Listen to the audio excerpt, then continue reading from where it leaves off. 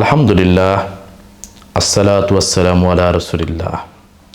রব্বি ইশরাহ লি সাদরি ওয়া ইয়াসসির লি আমরি ওয়াহলুল উকদাতাম মিন লিসানি ইয়াফকাহু কওলি। আউযু বিল্লাহি মিনাশ শাইতানির রাজিম। বিসমিল্লাহির রহমানির রহিম। কাছের ও দূরে সম্মানিত দর্শক শ্রোতা মণ্ডলী, আপনাদের সবাইকে স্বাগত জানাই। আসসালামু আলাইকুম ওয়া রাহমাতুল্লাহি ওয়া বারাকাতুহু। রমজান মাসের বিশেষ আলোচনা অনুষ্ঠানে আমরা কথা বলছিলাম আল কোরআনের অলৌকিকতা নিয়ে। চলুন আজকে আল কোরআনের একটি অলৌকিক ঘটনা নিয়ে আমরা আলোচনা করি। এর উল্লেখ রয়েছে সূরা কাহাফে। সূরা কাহাফে আল্লাহ তাআলা তিনি মূসা আলাইহিস সালাম এবং খিজির আলাইহিস সালামের যে সাক্ষাৎ এবং তারপর তিনি খিজির আলাইহিস সালামের কাছ থেকে কিছু জ্ঞান অর্জন করার চেষ্টা করেছিলেন, এই বিষয়টি তুলে ধরেছেন। এর সূত্রপাত এভাবে হয় যে একবার মূসা আলাইহিস সালাম তিনি একটি বক্তৃতা করেন। তারপর বনী ইসরাইলের লোকজন কেউ একজন তাকে জিজ্ঞেস করলো যে, হে মূসা, আপনার চাইতেও কি কেউ জ্ঞানী ব্যক্তি আছে? তো মূসা আলাইহিস সালাম বললেন যে, আমি মনে করি না যে আমার চাইতেও কোনো জ্ঞানী ব্যক্তি আছে। তো এই বিষয়টি বলার পর আল্লাহ তিনি এটা পছন্দ করলেন না, কেননা আল্লাহ তাআলা বলেন যে প্রত্যেক জ্ঞানীর উপরে একজন জ্ঞানী রয়েছে, প্রত্যেক ক্ষমতাবানের উপরে আরেকজন ক্ষমতাবান রয়েছে। তো যেহেতু মূসা আলাইহিস সালাম তিনি এই জ্ঞানের যে ক্রেডিট এটি সরাসরি আল্লাহ তাআলাকে দিলেন না এবং নিজের প্রতি নিলেন, এই কারণে আল্লাহ তাআলা তাকে কিছু শিক্ষা দেওয়ার উদ্দেশ্যে তাকে একটি পথ বাতলে দিলেন। তিনি বললেন, হে মূসা, তুমি সমুদ্রের কিনার ধরে হাঁটতে থাকো এবং দুই সমুদ্রের মিলনস্থলে তুমি এক ব্যক্তিকে পাবে, তার সঙ্গে তোমাকে ভ্রমণ করতে হবে এবং সেখান থেকে তুমি কিছু যেন জ্ঞান লাভ করতে পারো। এরপর মূসা আলাইহিস সালাম, আমি খুব সংক্ষেপে বলছি এবং এর ভিতরে অলৌকিক বিষয়টা আমি একটু বিস্তারিত বলার চেষ্টা করব। এরপর মূসা আলাইহিস সালাম তার সঙ্গীকে নিয়ে তিনি রওনা দিলেন। তো এরকমটা বলা হয় যে তার সঙ্গী ছিল ইউশা ইবনে নুন আলাইহিস সালাম। তিনি এবং মূসা আলাইহিস সালাম তারা সমুদ্রের কিনার ধরে, সমুদ্র সৈকত ধরে তারা হাঁটতে শুরু করলো এবং মূসা আলাইহিস সালাম বললেন যে, আমি কখনোই থামবো না যতক্ষণ পর্যন্ত না আমি দুই সমুদ্রের মিলনস্থলে পৌঁছাবো। যদি আমাকে কিয়ামত পর্যন্ত চলতে হয় তবুও আমি চলতে রাজি আছি। তিনি নতুন কিছু শেখা বা নতুন জ্ঞান অর্জনের জন্য এতটাই উদ্গ্রীব ছিলেন। তো ইউশা ইবনে নুন এবং মূসা আলাইহিস সালাম তারা একটি ভাজা মাছ নিল এবং আল্লাহ তাআলা নির্দেশ দিলেন যে এই ভাজা মাছটি যেখানে জীবিত হবে এবং সমুদ্রে চলে যাবে, সেইখানে তুমি সেই ব্যক্তিকে দেখতে পাবে। তারা চলতে চলতে অনেক দূর পথ অতিক্রম করলো এবং একসময় তারা ক্লান্ত হয়ে পড়লো। এজন্য ইউশা ইবনে নুন এবং মূসা আলাইহিস সালাম তারা একটি পাথরময় এলাকা, যেখানে অনেকগুলো পাথর ছিল সৈকতে, সেখানে তারা বিশ্রামের জন্য তারা বসে পড়ল। এই ফাঁকে মূসা আলাইহিস সালাম তিনি ঘুমিয়ে পড়েছিলেন আর ইউশা ইবনে নুন তিনি জেগেছিলেন। এখানে একটি অলৌকিক ঘটনা ঘটে। ইউশা ইবনে নুন দেখতে পেলেন যে পাহাড়ের গা বেয়ে এক ধরনের পানি টপ টপ করে পড়ছে এবং সেই পানি সেই ভাজা মাছটির উপরে যখন পড়ল, ভাজা মাছটি জীবিত হয়ে গেল এবং ব্যাগ থেকে বের হয়ে এটি সমুদ্রে চলে গেল। আর মাছটি সমুদ্রের যে যে জায়গা দিয়ে গেল, আপনারা জানেন যে মাছ সমুদ্রে আঁকা বাঁকাভাবে সাঁতার কেটে যায়, ঠিক ওই রকম একটি সুড়ঙ্গ পথ সৃষ্টি হলো। এটা একটা নিশ্চয়ই আশ্চর্য ধরনের ঘটনা।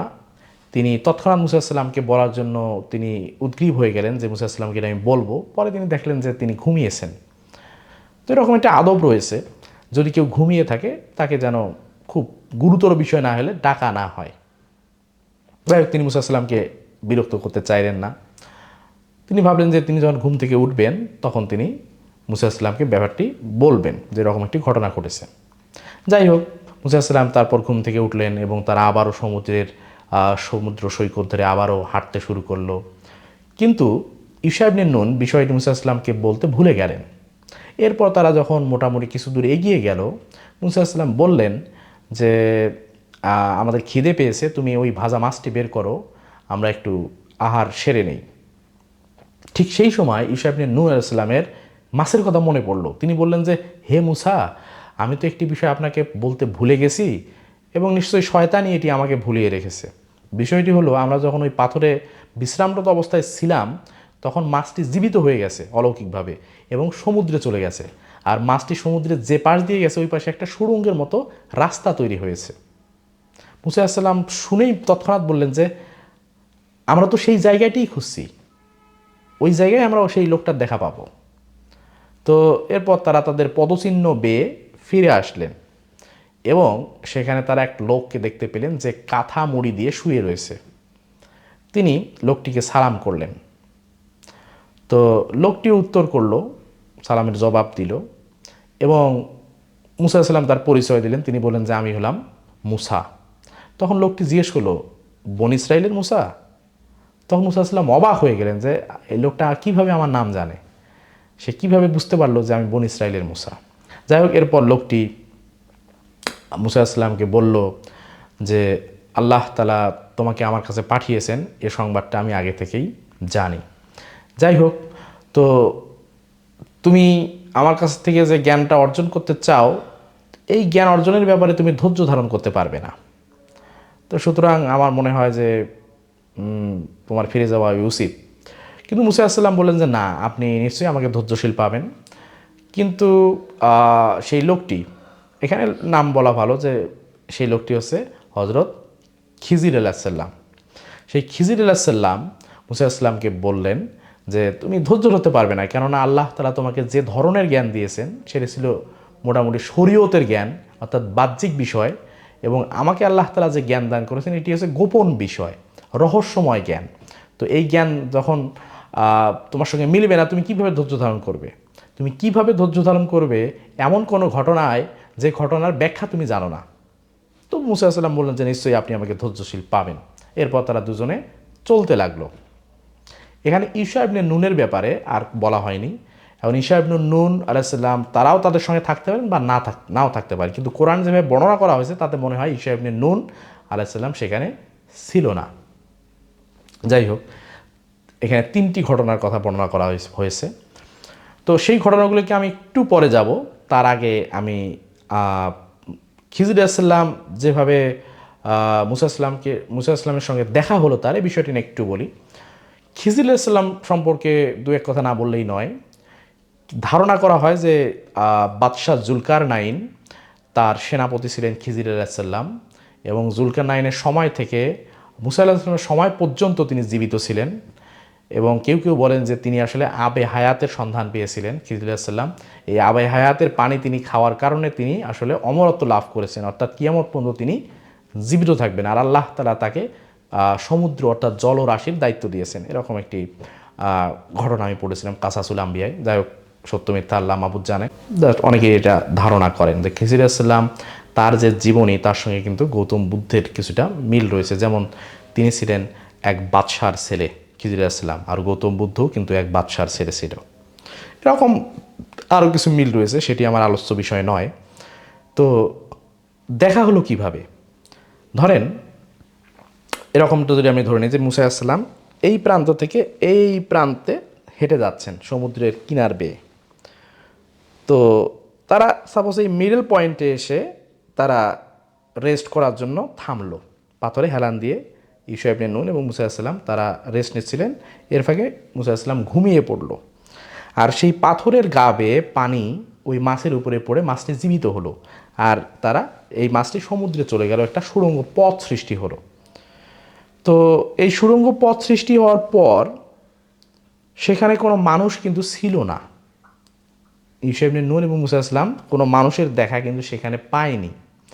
তারা যখন এই স্থান থেকে আরও সামনে অগ্রসর হলো এবং তাদের খিদা লাগলো, মুসা আসসালাম জিজ্ঞেস করলেন মাছের ব্যাপারে। তখন ঈসা ইবনে নুন আসসালাম বললেন যে মাছটি জীবিত হয়ে সমুদ্রে চলে গেছে। তখন মুসা আসসালাম বলছেন যে আমরা তো সেই জায়গাটির সন্ধান করছিলাম। এরপর তারা এই জায়গা থেকে তাদের নিজের পদচিহ্ন বেয়ে তারা ফিরে আসলো ঠিক সেই জায়গায় যে জায়গায় তারা রেস্ট নিচ্ছিল, বিশ্রাম করছিল। সেইখানে এসে তারা দেখতে পেল খিজির আলাইহিসসালামকে। তা আমার প্রশ্ন হলো, কেন খিজির আলাইহিসসালামকে তারা প্রথমেই ওখানে দেখতে পেল না? তারা তো ওই জায়গায় বিশ্রামরত অবস্থায় ছিল। তো খিজির আলাইহিসসালাম যদি ওখানেই শুয়ে থাকতেন কাঁথা মুড়ি দিয়ে, তারা যে সময় ছিল, তারা তো খিজির আলাইহিসসালামকে তারা দেখতে পেতেন।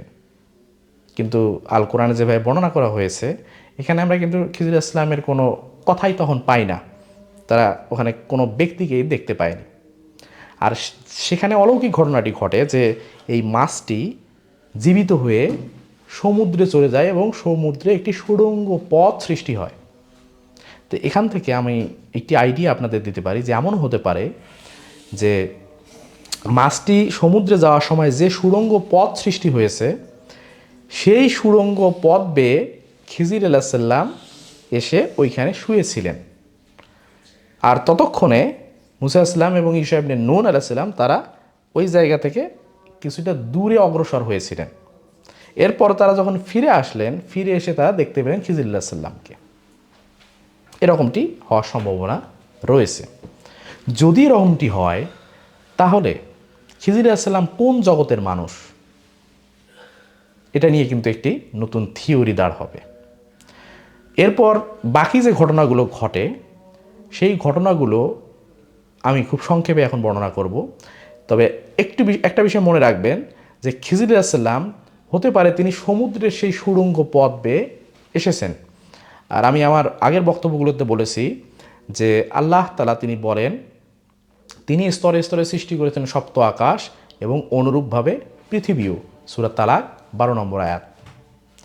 তাহলে যদি 7টি পৃথিবীর অস্তিত্ব থাকে, হতে পারে খিজির আলাইসাল্লাম অন্য একটি পৃথিবী থেকে এই সমুদ্রের সুড়ঙ্গ পথ বেয়ে এই পৃথিবীতে এসেছেন।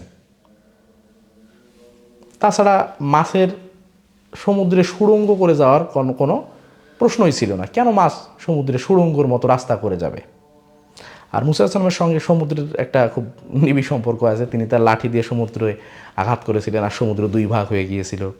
আবার তার সঙ্গে এই অলৌকিক ঘটনাটি ঘটে যে একটি মাছ জীবিত হয়ে সমুদ্রে সুড়ঙ্গের মতো চলে যায়। মুসা আসলামের সাথে সমুদ্রের এরকম 2 বার অলৌকিক ঘটনা ঘটেছে। যাই হোক, তো ধরে নিলাম খিজির আলাইসাল্লাম তিনি অন্য একটি জগৎ থেকে পৃথিবী জগতে এসেছেন। কেউ কেউ বলে আমরা যে 3 ডাইমেনশনাল ওয়ার্ল্ডে বসবাস করি, ত্রিমাত্রিক বিশ্ব, আর খিজির আলাইসাল্লাম তিনি আরও বেশি ডাইমেনশনাল বিশ্বে বসবাস করেন, 4 ডাইমেনশনাল, 5 ডাইমেনশনাল বা 6 ডাইমেনশনাল বিশ্বে। আর তারা এরকমটি ধারণা করেন যে যারা সেই বিশ্বে বসবাস করে তারা এই বিশ্বের অনেক সংবাদ অগ্রিম জানতে পারে, অর্থাৎ টাইম ট্রাভেলের মতো ভবিষ্যৎ জানতে পারে। তারা ভবিষ্যৎ থেকে অতীতে এসছে, সুতরাং ভবিষ্যতে কী কী ঘটেছে এ ব্যাপারে তারা পূর্ণাঙ্গ জ্ঞান লাভ করে। তো অনেকে বলেন খিজির আলাইসাল্লাম ইনি হচ্ছেন একজন টাইম ট্রাভেলার, তিনি ভবিষ্যৎ সম্পর্কে জানেন। আর তার সঙ্গে ঘটা 3টি ঘটনা, যেটি সাক্ষী মুসা আসলাম এবং খিজির আলাইসাল্লাম উভয়ে ছিলেন, এই 3টি ঘটনায় কিন্তু ভবিষ্যতের সাথে সম্পর্কযুক্ত। তারা দেখতে পেলেন একটি নৌকা, যে নৌকার মাঝি খিজির আলাইসাল্লামের সঙ্গে তার পরিচয় রয়েছে। তারা ওই নৌকাতে করে তারা নদী পার হলো, আর মাঝি তার কাছে কোনো পারিশ্রমিক নিলেন না, কিন্তু খিজির আলাইসাল্লাম সেই নৌকাটি ফুটা করে ফেললেন।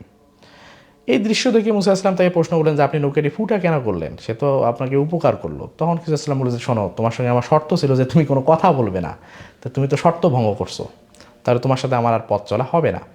তখন মুসা আসলাম বললেন যে আমার কথা কঠিনভাবে নেবেন না বা আমার প্রতি কঠোর আচরণ করবেন না, আমি ক্ষমা প্রার্থী, এরকমটি আর আমি করব না। এরপর তারা এক শহরে চলে গেল। সেখানে তারা ঘুরতে ঘুরতে দেখলো যে কিছু ছেলে মেয়ে তারা সেখানে খেলাধুলা করছে। খিজির আলাইসাল্লাম গিয়ে একটা ছেলেকে ডাকলেন এবং ছেলেটাকে তিনি হত্যা করে ফেললেন। তো মুসা আসলাম বললেন যে আপনি এটা কী করলেন? আপনি তো হত্যা করে ফেললেন, এটা তো মানে কোনোভাবেই শরীয়তসম্মত না, একটা নিষ্পাপ শিশু। তখন আবারও খিজির আলাইসাল্লাম বলেন যে হে মুসা, তুমি আসলে, আমি বলেছিলাম আমাদের ধৈর্য ধারণ করতে পারবে না, তোমাকে আল্লাহ তাআলা যে জ্ঞান দিয়েছেন আর আমাকে যে জ্ঞান দিয়েছেন তাতে মিলবে না। তখন মুসা আসলাম বললেন যে ঠিক আছে, এরপরে যদি আমি আর একবারও কথা বলি তাহলে আপনি আমাকে আর সঙ্গে নেবেন না। এটা হচ্ছে চূড়ান্ত। আপনি একবার ক্ষমা পেতে পারেন কার গুণে? যে ব্যক্তির কাছে অপরাধ করেছেন তার গুণে।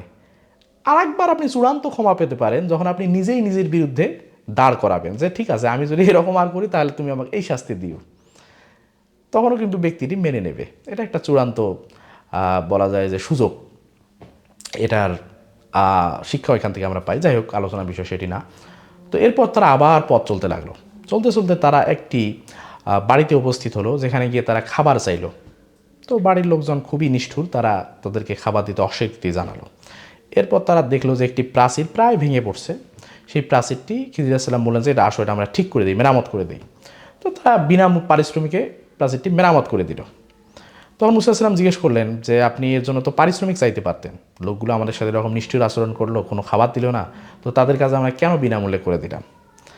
এই যে তৃতীয় প্রশ্ন, এটি কাল হয়ে দাঁড়ালো এবং খিজির আলাইহিস সালাম বললেন যে দেখো, তুমি নিজের দেয়া শর্তই ভঙ্গ করেছো, সুতরাং তোমার আর আমার পথ চলার এখানেই সমাপ্তি হলো। এখন শোনো যে আমি কেন এই কাজগুলো করেছিলাম। প্রথমে ওই নৌকা ফুটা করার ব্যাপারে বলি। ওই নৌকাটি ছিল এমন একটি ব্যক্তির যার ওই জীবিকা নির্বাহের জন্য নৌকাটির উপরেই সে পুরোপুরি নির্ভরশীল। আর নদীর ওই পারে ছিল কিছু ডাকাত দল, যারা এই নৌকাগুলো, যেগুলো ভালো নৌকা, এগুলো তারা ডাকাতি করত। তো এই কারণে নৌকাটি আমি ফুটা করে দিলাম, একটু খুঁত করে দিলাম, যাতে করে এই নৌকাটি ডাকাতি না হয়। আর এটা যেহেতু সামান্য একটি ফুটা, খুব অল্প খরচেই মাঝি এই নৌকাটি সারিয়ে তুলতে পারবে, এতে মাঝির উপকার হবে। তো এখন বলো, আমি যে নৌকাটি ফুটা করলাম, এটি কি মাঝির উপকার হলো না ক্ষতি হলো? আমি কি ভুল করেছি না ঠিক করেছি? তখন মুসা আলাইহিস সালাম বললেন, না না, এটা তো খুব ভালো কাজ, আপনি তো লোকটার মানে একটা পুরো নৌকাই রক্ষা করলেন। এরপর খিজির আলাইহিস সালাম বললেন যে এবার দ্বিতীয় ঘটনার ব্যাপারে পড়ি। যে ছেলেটিকে হত্যা করা হলো, এই ছেলেটির বাবা মা খুবই সজ্জন এবং তারা মুমিন ব্যক্তি। তবে এই ছেলেটির কারণে তারা ক্ষতিগ্রস্ত হবে এবং জাহান্নামে যাবে। এই কারণে আমি ছেলেটিকে হত্যা করলাম, যাতে করে তারা রক্ষা পায় এবং তাদের ঈমান বিসর্জন দিতে না হয়। আর রোজ কিয়ামতের দিন তাদের উপরে আল্লাহ তাআলা দয়া এবং করুণা বর্ষণ করেন। তো এখন বলো, এই ছেলেটিকে হত্যা করে আমি কি ঠিক করেছি না ভুল করেছি? তো মুসা আলাইহিস সালাম বললেন, হ্যাঁ হ্যাঁ, এটাও তো আপনি খুব ভালো কাজ করেছেন, এখানে তো কোনো সমস্যা নেই। খিজির আলাইহিস সালাম বললেন যে এবার তৃতীয় ঘটনার ব্যাপারে বলি। ওই প্রাচীরটি যে আমরা মেরামত করলাম, ওই প্রাচীরটি ছিল দুইজন এতিমের, যাদের সম্পদ ওই প্রাচীরের নিচে তাদের পূর্বপুরুষ জমা করে রেখেছিল। তো ওই প্রাচীরটি যখন ভেঙে যাচ্ছিল, তো সম্পদটা বের হয়ে আসতো, গুপ্তধন, তখন এই সম্পদটা ওই অন্য ব্যক্তি এটা দখল করে নিত, ফলে ওই এতিমগুলো ওই সম্পদ থেকে বঞ্চিত হতো। তো আমরা ওই প্রাচীরটি ঠিক করে দিলাম। এই প্রাচীরটি যতদিনে ভেঙে পড়ার উপক্রম হবে, ততদিনে এই এতিম দুইজন তারা বড় হয়ে যাবে, তারা তখন সম্পদ নিজেরাই রক্ষা করতে পারবে। তো এবার বলো, এই কাজটি ভালো হয়েছে না মন্দ হয়েছে? তো মুসা আলাইহিস সালাম যে না, এটাও তো অনেক ভালো কাজ। তখন মুসা আলাইহিস সালাম তার সঙ্গে আবারও পথ চলতে তিনি রাজি হলেন যে না, আপনি আমাকে আরও এরকম জ্ঞান দেন, আরও আমাকে এরকম নতুন নতুন জিনিস শেখান। তখন খিজির আলাইহিস সালাম বলছেন, না, তুমি ধৈর্য ধারণ করতে পারবে না, তোমার আমার পথ চলার এখানেই সমাপ্তি হলো। এই হচ্ছে তিনটি ঘটনা। তো আমি যেটি বলতে চাচ্ছিলাম যে খিজির আলাইহিস সালাম তিনি ভবিষ্যতের মানুষ যদি না হতেন, তিনি কিভাবে জানলেন যে এই নৌকাটি ডাকাতেরা ছিনতাই করবে? তিনি কিভাবে জানলেন যে এই বাচ্চাটির মা বাবা তারা এই বাচ্চার কারণে জাহান্নামে যাবে? তিনি কিভাবে জানলেন এই সম্পদগুলো এতিমের এবং তারা বড় হয়ে এই সম্পদগুলো তারাই পাবে, তবে এই প্রাচীরটি ঠিক করে দিতে হবে? এগুলো সবগুলো কিন্তু ভবিষ্যতের জ্ঞান। আর আমি বললাম যে খিজির আলাইহিস সালাম তিনি হচ্ছেন ভবিষ্যতের মানুষ, টাইম ট্রাভেলার, অথবা তিনি এসছেন অন্য কোনো জগৎ থেকে, যে জগতের লোকেরা বা যে জগতের বাসিন্দারা এই পৃথিবীতে কী ঘটছে সেটি অগ্রিম জানতে পারে। কারণ আমরা একটি সময়ের পরিক্রমায় সবাই আবর্তিত হচ্ছি। সময় আল্লাহ তাআলার একটি সৃষ্টি। আল্লাহ তাআলা বলেন, ওয়াল আসর, সময়ের শপথ। তো আল্লাহ তাআলা শপথ করেছেন তার সৃষ্টি নিয়ে। যেমন তিনি বলেন যে শপথ নক্ষত্রের, শপথ চন্দ্রের, সূর্যের, শপথ উষার, শপথ রাত্রির যখন উহা অন্ধকারাচ্ছন্ন হয়, এরকম তিনি অসংখ্য সৃষ্টির ব্যাপারে শপথ খেয়েছেন। তো আল্লাহ তাআলা সূরা আসরে শপথ করেন সময়ের। তো সময় আল্লাহ তাআলার একটি সৃষ্টি, এ কারণে আল্লাহ তাআলা সময়ের শপথ খেয়েছেন। তো সময় যদি একটি সৃষ্টি হয়, এই সময়ের আবর্তনে আমরা সবাই বন্দী অবস্থায় রয়েছি। যেমন আমি আপনাদের সঙ্গে কথা বলছি, এখন সাপোজ রাত 4টা বাজে, তো আমি এই সময় আপনাদের সঙ্গে কথা বলছি এবং রাত 4টা 30 কী হবে আমি জানি না, কিন্তু রাত 4টা 30 কী হবে আমি জানি না।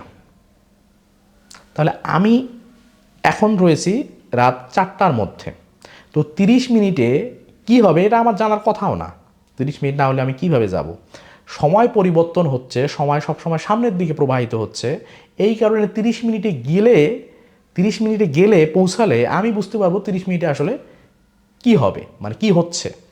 কিন্তু যদি কোনো ব্যক্তি এই অবস্থায় থেকে 30 মিনিট এগিয়ে যায়, তাহলে কি সে 30 মিনিটের সময় কি কি ঘটতেছে সেটা বলতে পারবে না?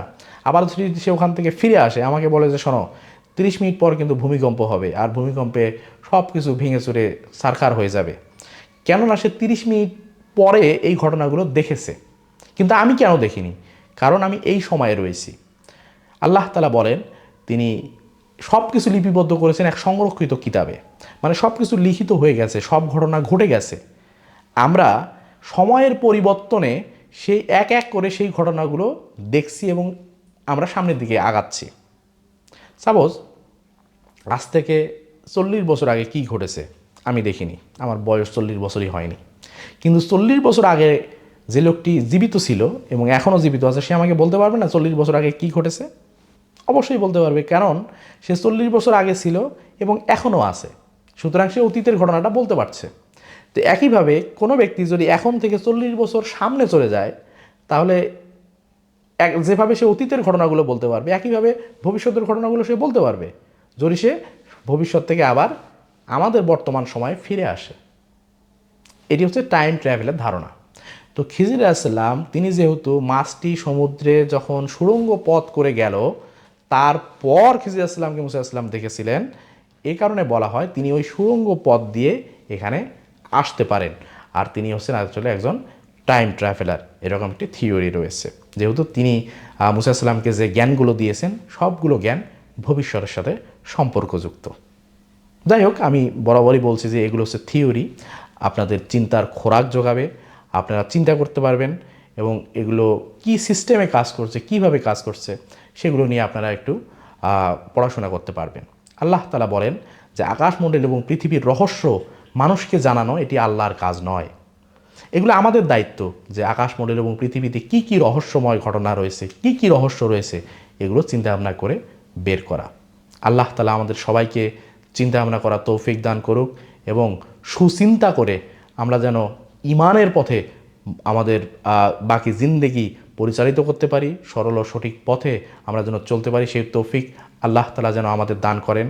রমজান মাসের রোজাগুলো এবং তারাবির নামাজগুলো এবং সেহেরি ইফতার যেন সবাই সঠিক নিয়মে আমরা করতে পারি, এই দোয়া এবং এই শুভ কামনা রেখে আমার কথা এখানেই শেষ করছি। ওয়া আখির দাওয়ানা আলহামদুলিল্লাহি রাব্বিল আলামিন। আসসালামু আলাইকুম ওয়া রাহমাতুল্লাহি ওয়া বারাকাতুহু।